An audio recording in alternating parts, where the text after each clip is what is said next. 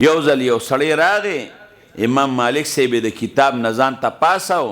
او امام مالک صاحب یې غاړې ته را تر غاړه باسه او امام مالک صاحب یې په دې تندي باندې ښکل کړ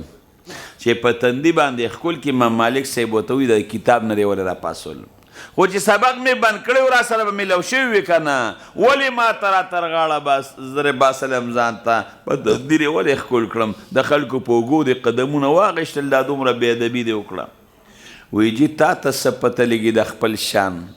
تا ته خپل تندی څه معلوم دی تا ته خپله سینه څه معلومه ده ما ته الله ستا مبارکه سینه وښوله ما ته الله ستا مبارک تندی وښو بیګو دومه امام الانبیاء محمد مجتبی صلی الله علیه و آله وسلم مې په خوب کې ولید د دواړو جهانو سردار مبارک ته مسجد نبوي کې رڼاګانې دي خوشبویې دي او تپوس یې وکړه امام مالک څه شو ستا تپوس یې وکړه د بل چا نه وی یو کس ته پسې درغی چې امام الانبیا دې غواړي وی زر ورله رالې وی امام الانبیا درته د لاسونه داسې خواره کړل وی ورلې ور تر غاړه وتې وی د دواړو جهانو سردار مبارک تا نه لاس راته وکړه تا د هغه نه لاس ته وکړو خو امام مالک صاحب دومره د برکت ډکه سینه چې کومه سینه د امام الانبیا سینې پورې لګي به څومره برکتي او بیا امام الانبیاء په دې تندي باندې د شونډې کېښود او ستا تندي یې ښکل کماوي الله د امام مالک صاحب مبارک تندي باندې امام الانبیاء شونډې کېښودې په ما شپه نه تېرېده ما وی هغه سینه د امام الانبیاء سینې پورې جنګېدلې ده دا خپله سینه به ورپورې مه ږم داسې هغه تندی چې امام الانبیاء پې شونډې ښودلي امې نښه کړی و په هغه ځای به شونډې ږدمه ځکه ته مې را تر غاړه باسلې او دا سینه مې در پورې ومږله ځکه مې ستا په تندي شونډې کېښودې بېګا مې خوب کې لیدی و چې امام الانبیا پېښودی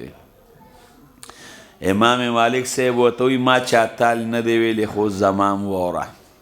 چې د کم وخت نه ما د حدیثو درس شروع کړی دی قسم په رب د کعبې چې هره شپه رسول الله مبارک په خوب کینم د دواړو جهانو سردار مبارک ته ورته غاړه وځم هره شپه مې رسول الله مبارک په تندي باندې ښکلی یو سړی چې د شپې خوب کې رسول الله مبارک ویني ورځ پې نه تېرېږي یو عالم ته یو جی ما رسول الله مبارک په خوب کې لیدلی دی خوراک مراک هر څه تېري دومره خوشحالي چې غږ یې مه کوه چې هره شپې په خوب کښېنې او امام الانبیاء دی په تندي ښکلی دا د سره برکته دا دومره شان چې امام مالک صاحب ته میلو شو دا د علم د برکته یعنی هلته نور خلک هم زیات امام احمد ابن حنبل ته وګوره کم مقام سل کرته امام احمد ابن حنبل صاحب الله تعالی په خوب کې لیدلی دا د علم د برکته او چې کله امام احمد ابن حنبل صاحب وفات شو صاحب د څلوېښتو میلو نه لرې خلک د امام احمد ابن حنبل صاحب جنازې له رالل 40 میله غیرودو کې لارې موټرې نه وې او یو لوی عظیم الشان میدان یې وکت په هغې کې جنازه د خلک تماشو له راغلی دی چې اندازه ولګوله 10 لکه کسانو د امام احمد ابن حنبل صاحب جنازه کړې ده زه ماته وښایه دنیا یو بادشاه یو امیر یو سیټ چې د هغه جنازه 1 لک کسانو کړي دا د سره برکته دا د علم د برکته او چې کله امام احمد ابن حنبل صاحب وفات شو د امام احمد ابن حنبل صاحب د وفات 240 کاله وشو په علاقه کې یو سړی و بچو ته ویې بچې چې زه وفات شم زما قبر به د امام احمد ابن حنبل صاحب د قبر په خوا کې وکنې باسې که مانه الله تپوس وکړه چې بنده څه دې راوړي دي ویم به الله خالي لاس راغلی نیکي میکي نشته خو الله ستا د دین د عالم د احمد ابن حنبل سینه د قرآن او د حدیثو د علم نه ډکه ده د هغه ګاونډي یم الله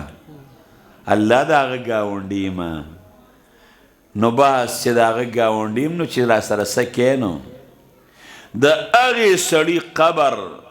د امام احمد ابن حنبل صاحب د قبر په خوا کې کنیستل شروع شو 240 کاله د احمد ابن حنبل صاحب د وفات شوي دي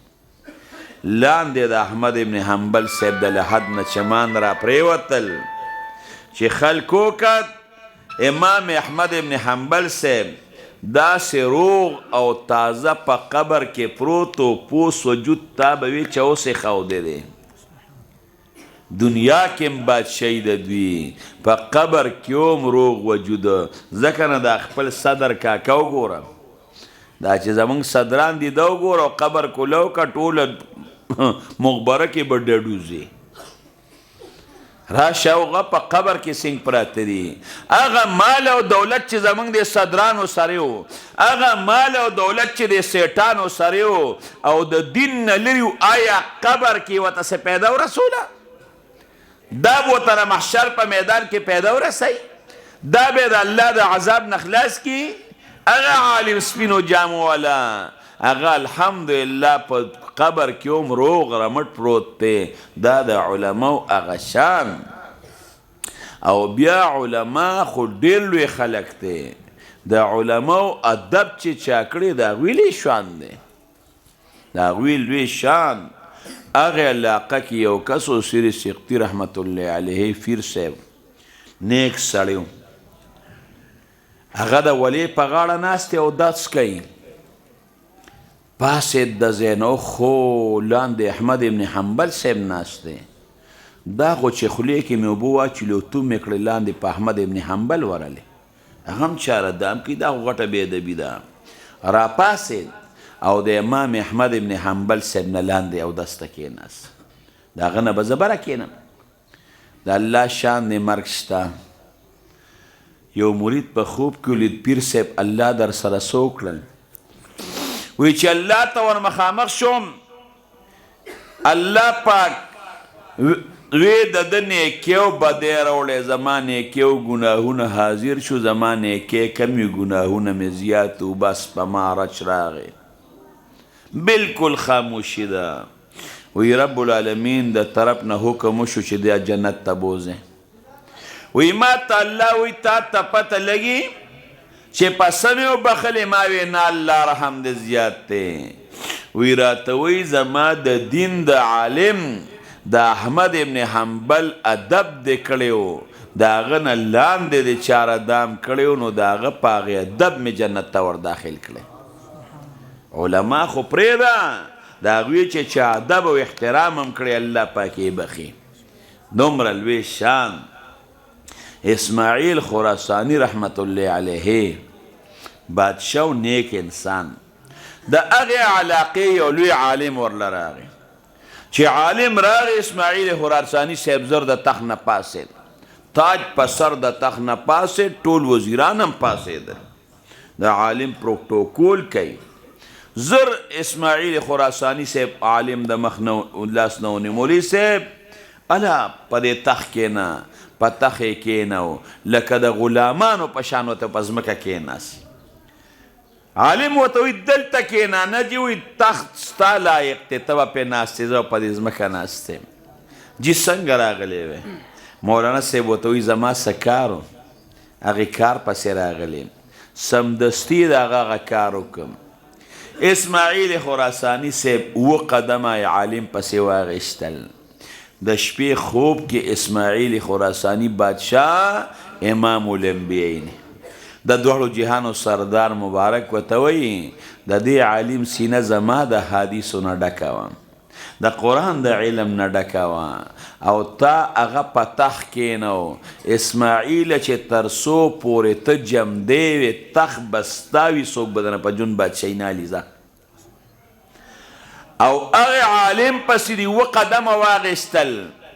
د یو قدم د هغه ادب دې وکړه د یو قدم بدله دا ده چې ستا د مرګ نه پس به ستا بچی بادشاه وي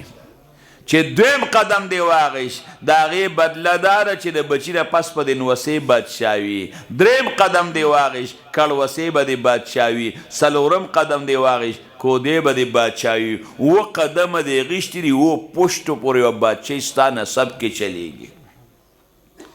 پته ولګېده چې کوم انسان د عالم قدر کوي، بادشاهي مال او دولت عزت هم دی، هغه له به الله مال او دولت عزت هم ورکوي.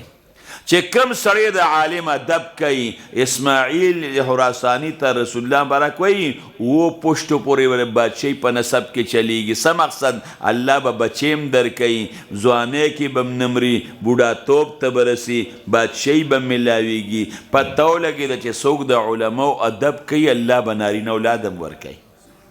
بعضی خلک وایي زما نارینه بچی نشته، الله بچی م ورکوي. بعضی خلک وایي بچی مې غریبانان دي. د علماو ادب چې کوي الله به بچی مالدار کړي، الله به بچی له هم بچی ورکوي.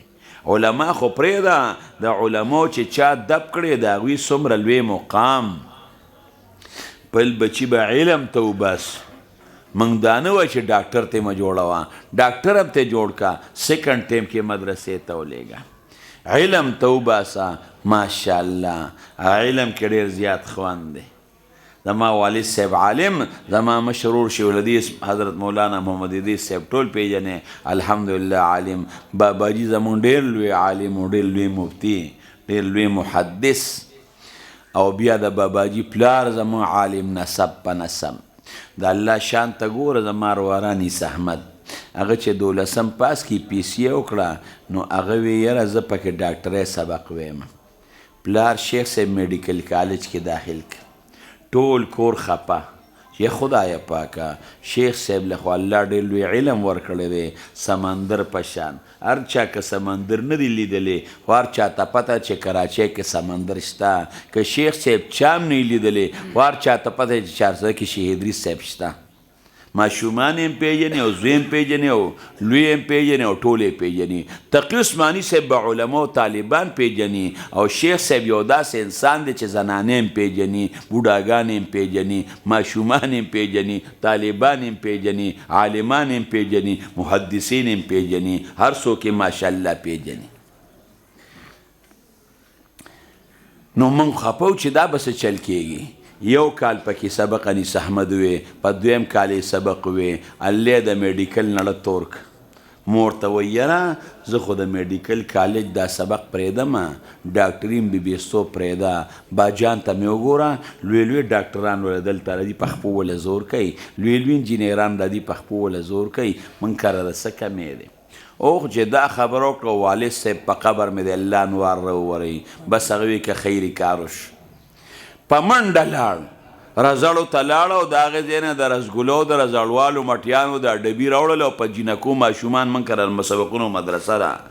او دا ماشومانو باندې م ویش او په غټو باندې م ویش. او صاحبه د اختر میاشت نه ولیدلی شوی، من کره اختر راغی.